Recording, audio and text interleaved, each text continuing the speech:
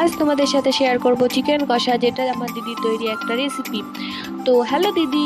হ্যাঁ বল, তো রেসিপিটা জানাও। হ্যাঁ, প্রথমে আমি কড়াইয়ে দিলাম সর্ষের তেল, শুকনো লঙ্কা, কালো জিরে, পাঁচ ফোড়ন, তেজপাতা।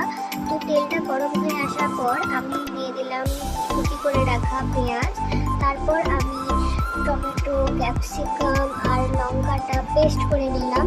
তোমরা এটা কুচিয়েও দিতে পারো, বাট পেস্ট করার একটা আলাদা টেস্ট আছে। তোমরা পেঁয়াজটাকেও পেস্ট করে নিতে পারো।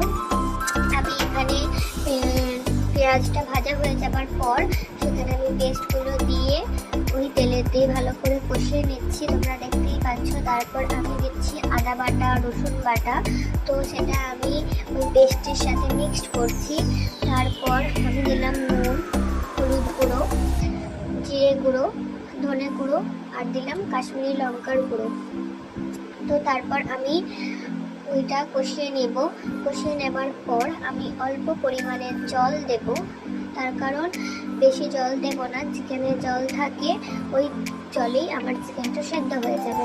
তারপর আমি কিছুক্ষণের জন্য এটা ঢাকা দিয়ে রেখে দেব।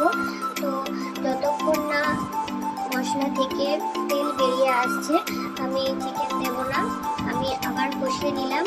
তারপর আমি ম্যারিনেট করা চিকেন, যেটা আমি দিয়েছিলাম দই, শুকনো লঙ্কা বাটা আর হলুদ গুঁড়ো, আদা রসুনের পেস্ট মিক্সড করে রেখেছিলাম আমি কিছুক্ষণের জন্য। তোমরা এটা 2 ঘন্টার মতো মিক্সড করে রাখতে পারো। তারপর দেখতেই পাচ্ছ মশলা থেকে তেল বেরিয়ে আসার পর আমি ওই চিকেনটা দিয়ে দিলাম।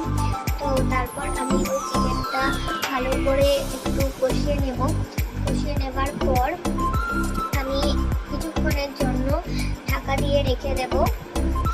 তো ঢাকা দিয়ে রাখার পর তোমরা দেখতেই পাবে লাস্টের রেজাল্টটা কেমন হচ্ছে।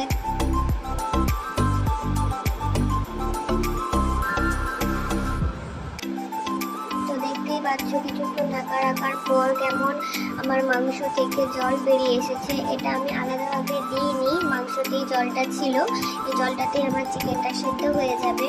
তো তারপরে আমি ভেজে রাখা আলু দিয়ে দেবো। তোমরা কাঁচা আলুও দিতে পারো, বাট ভেজে রাখা আলু টেস্টি লাগে।